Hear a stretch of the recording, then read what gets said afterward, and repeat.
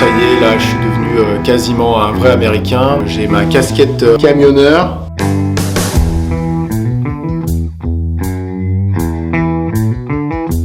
Ma doudoune sans manches, mon gros V8, parce qu'il me manque là. J'ai un barbecue.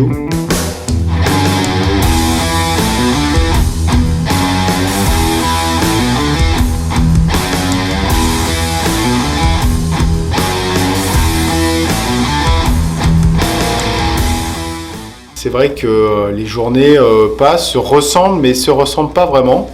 C'est ça qui est assez cool. Alors ici, effectivement, on est en fait une dizaine de postdocs. Donc chacun a un petit peu sa marotte et ses projets de recherche. Et on est vraiment assez autonome sur ce qu'on va rechercher et sur la façon dont on va entreprendre nos recherches. On a une très grande autonomie.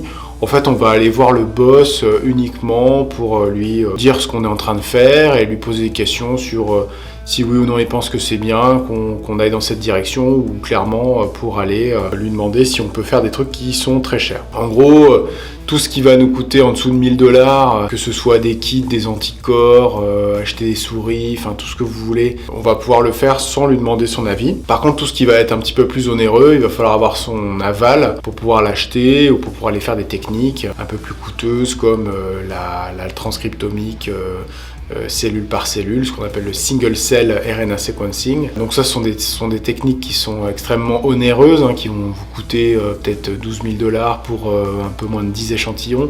Donc là, il faut son avis, quoi. Mais globalement, c'est vrai que moi, j'essaye d'arriver entre 8 et 9 heures. Il n'y a vraiment pas de pression sur l'heure d'arrivée. J'ai des collègues qui arrivent à 5h30 du matin et qui partent à 4h30, 5h. Et j'ai des collègues qui arrivent à 10h30, 11h et qui vont partir à 20h, 21h. Chacun a son rythme et chacun est assez libre dans ce qu'il fait. Personne ne va regarder exactement quelles sont les heures qu'on fait ici. Ça, c'est plutôt cool. Puis finalement, tout le monde joue le jeu et on fait tous à peu près des journées de 10-12 heures. Et quand on a besoin de partir plus tôt, on part plus tôt. Quand on veut rester plus tard, on reste plus tard. Il y a énormément de gens qui reviennent travailler le week-end. J'étais assez surpris. Alors moi, j'y suis revenu quelques heures, parfois par-ci par-là le dimanche, pendant que les enfants font la sieste. Je vais m'occuper de mes souris. Enfin, j'avance un petit peu. C'est vrai que, étant donné qu'il y a beaucoup de monde, on se partage les horaires pour les salles de l'animalerie, tout ça. Donc, c'est vrai que le week-end, c'est un petit peu plus calme et donc on a un petit peu plus de temps pour faire ces choses-là. Donc du coup, moi, j'y suis allé comme ça 1 heure, de temps en temps, quelques dimanches. Et j'étais vraiment très étonné de trouver un labo qui était presque aussi animé que la semaine. Et c'est vrai que c'est assez bluffant parce que finalement on se dit mais les gars, c'est le week-end. Et bon, il y a quand même énormément de gens qui sont jeunes ou qui sont seuls. Et du coup, c'est vrai que le week-end, ils ont rien d'autre à faire. Puis en plus en ce moment, c'est vrai qu'avec le Covid, il y a moins de trucs à faire. Donc ils vont bosser, quoi. Ils avancent un petit peu sur leur projet. Puis c'est vrai que comme je vous dis, on a beaucoup plus de temps pour faire les trucs, les machines sont dispo, il n'y a pas de pression sur la réservation et donc on peut avancer quand même pas mal le week-end. Bon, hormis ça, c'est vrai que donc je vous dis, j'arrive à 8h30, 9h. Des fois, quand j'ai des chirurgies ou des choses à faire, j'arrive plutôt vers 7h45, 8h. Pour essayer de avoir du temps pour faire les choses. Et c'est une journée classique. Moi, je commence déjà par lire mes mails, faire un peu de travail de bureau. Et puis je vais à mon bench, donc à ma paillasse, et puis je vais préparer mes manips du jour, donc jusqu'à à peu près midi. À midi, donc comme je vous disais dans une précédente vidéo, on mange un peu chacun dans notre coin. Donc moi je vais prendre un petit plat à la cafétéria. Alors j'essaye d'un maximum manger végétarien, autant que faire se peut la semaine. Et du coup, après je remonte, je mange devant mon ordi. Généralement, je regarde des vidéos sur YouTube d'une chaîne qui s'appelle My Mechanics, qui est un gars qui restaure des objets anciens. Ça dure à peu près 20 minutes une vidéo, ça me laisse le temps de manger. Et puis après, j'y retourne, j'y retourne à mon bench, je finis mes manips, et puis 2-3 fois par semaine, je vais à l'animalerie m'occuper de mes souris. Donc au début, on a 1-2 cages, puis après rapidement, on se retrouve avec 15-20 cages. Quand on a, effectivement, nous, on travaille beaucoup avec des souris transgéniques, donc c'est-à-dire des souris qui ont un génotype particulier pour lequel on va induire un certain gène qui sera déficient, ou alors des souris où on va pouvoir spécifiquement à un moment donné éteindre l'expression d'un gène, ou alors on va pouvoir à un moment donné aussi tuer une certaine catégorie de cellules. Enfin bref, on a énormément d'outils génétiques à disposition. On a aussi des souris pour lesquelles à chaque fois qu'un gène va être exprimé, elles vont sécréter une protéine qui est lumineuse et donc on va pouvoir tracer les cellules qui sécrètent cette protéine. Enfin, on a énormément d'outils qui nous permettent de décrypter un peu le vivant et la physiologie. Et donc pour ça, on doit faire s'accoupler les souris entre différentes souches génétiques, et puis après on doit déterminer si oui ou non elles ont le gène qui nous intéresse. Donc il y a un énorme travail de backup sur génotyper les souris, savoir est-ce qu'elles portent ou non la mutation que l'on veut ou pas. Donc ça prend un certain temps, et c'est une grosse partie du travail qui est fait par beaucoup de postdocs ici, puisqu'on travaille beaucoup avec les souris transgéniques, et que la politique du labo, c'est d'être assez autonome dans ces manips. C'est-à-dire qu'on va la plupart du temps faire nous-mêmes les différentes manips que l'on entreprend. Par exemple, quand je suis arrivé, je sais qu'il y a des gens qui font de l'échographie cardiaque sur la souris, et en fait, moi je vais me former à le faire, pour plusieurs raisons. Déjà, je pourrais être autonome quand j'ai besoin d'en faire, j'aurais pas besoin de demander à quelqu'un de venir faire mes échographies, tout ça. Et deuxièmement, parce que ça m'intéresse, parce que j'ai envie de le ramener aussi en France. Et donc, après, si on veut, il y a le manager qui fait des échos et qui, quand il est dispo, est tout à fait enclin à nous les faire. Et après, il y a énormément de choses, de la culture cellulaire, de la PCR. En fait, il y a énormément de techniques qui sont faites par énormément de gens différents. Chacun se forme un petit peu dans son coin, demande des avis, tout ça, et on arrive finalement à se débrouiller, à faire énormément de choses tout seul dans le labo, et on entreprend aussi énormément de choses, et ça c'est vraiment cool, parce qu'en fait, étant donné qu'on est très très libre sur l'axe que l'on veut développer dans notre recherche, on va explorer, on va lire beaucoup de littérature, on va voir tiens ils ont fait ça, ils ont fait telle culture cellulaire, ils ont testé telle technique, donc on va tester ça, on va voir, on va acheter ce qu'il faut, puis on va voir si ça fonctionne pas, est-ce que ça nous donne des résultats qui sont probants ou pas. Et du coup, en faisant ça, en fait, ça développe énormément notre curiosité, et je trouve notre façon d'entreprendre la recherche. Ici, c'est une recherche qui est guidée vraiment par là où les données nous emmènent, en fait. C'est vraiment ce que disent les gens ici. On se laisse porter à chaque étape, on dit tiens, ça donne ça, tiens, je vais voir si ça fait autre chose quand je fais ça. On a la ressource intellectuelle et la ressource financière de pouvoir le faire.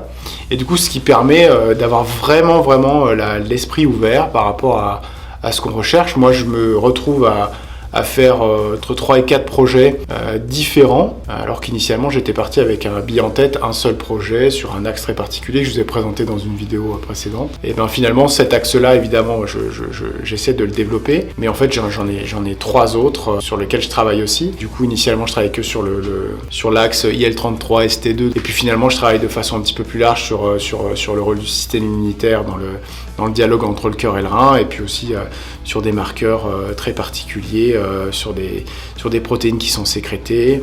Puis j'ai aussi un projet un petit peu plus annexe sur un modèle de souris transgénique d'insuffisance rénale aiguë. Donc en fait tout ça c'est des choses que j'ai pu développer parce que j'ai un petit peu pris la température du labo, vu un petit peu les outils avec lesquels j'ai travaillé. Et on a généré un tas d'hypothèses, et du coup on essaie de les explorer. Il y a énormément de recherches qui sont faites dans le labo, qui ont été faites en disant tiens, on voit que dans toutes les données qu'on a de transcriptomique, c'est-à-dire on analyse tous les gènes qui sont exprimés par exemple dans une pathologie, on dit tiens, celui-là il a l'air d'être très très exprimé, ou alors au contraire très sous-exprimé dans tel type de pathologie. En fait on va voir s'il y a une souris qui existe, ou s'il n'y en a pas, on va la fabriquer.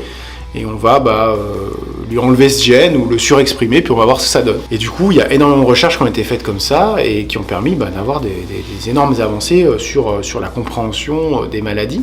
Je trouve que c'est une super approche, parce que voilà, il y a rien de plus véridique finalement que de dire ce gène, on a l'impression qu'il est important, on va l'enlever, ou on va l'exprimer plus que de raison, pour voir ce qu'il fait quand il n'est pas là ou quand il est là. Et franchement, c'est une approche qui est vraiment très intéressante. Ce qu'il faut dire, c'est que pour avoir cette approche-là, il faut avoir des sous, parce que si la souris n'existe pas, il faut la générer. Et générer une souris transgénique, c'est entre 5 et 10 000 $ la souris, et puis ça prend un an et demi, voire une bonne année avant de pouvoir avoir les premières souris. Et on n'est pas du tout sûr que la souris va être viable ou qu'elle va se reproduire. Donc finalement, c'est toujours un investissement un peu à l'aveugle. Quand on tombe sur quelque chose d'intéressant, c'est bingo. Et quand on tombe sur un truc qui est complètement létal et qui tue toutes les souris, voilà, on peut pas aller plus loin. Et c'est un monde extrêmement intéressant pour celui qui veut s'intéresser à ça. Il y a énormément de choses à apprendre et on peut quand même faire de la recherche qui soit hyper pragmatique, c'est-à-dire on peut avoir des questions hyper simples. On n'est pas obligé d'être dans la signalétique, la mécanistique très très pointue cellulaire. On peut se poser des questions très simples et utiliser ces modèles et avoir des résultats très intéressants. C'est vraiment très ouvert. La seule chose, c'est qu'il faut faire preuve, je pense ici, d'une grande curiosité intellectuelle, pas avoir peur de lire, d'explorer, de générer des hypothèses, même si elles sont fausses. Donc on a une très grande autonomie et on nous laisse vraiment le libre champ à notre intellect pour construire notre recherche. Et moi j'ai toujours plutôt été quelqu'un qui était autonome dans ma réflexion par rapport à la recherche. Et du coup c'est quelque chose qui me va bien en fait. Au début c'est un peu bizarre quoi. Je veux dire on a l'impression que voilà on sait pas trop quoi faire. Moi je me souviens au début, c'est vrai qu'on a des journées on dit je sais pas est-ce que je vais faire ça ou ça. Et puis au bout d'un moment on s'habitue, on dit non alors, qu'est-ce que je veux faire? Bon ça ok comment est-ce que je dois le prouver? En faisant ça, faut que je valide ma méthode, donc faut que je fasse ça. Et du coup, petit à petit, effectivement, on gagne en autonomie et je pense que vraiment c'est la clé derrière pour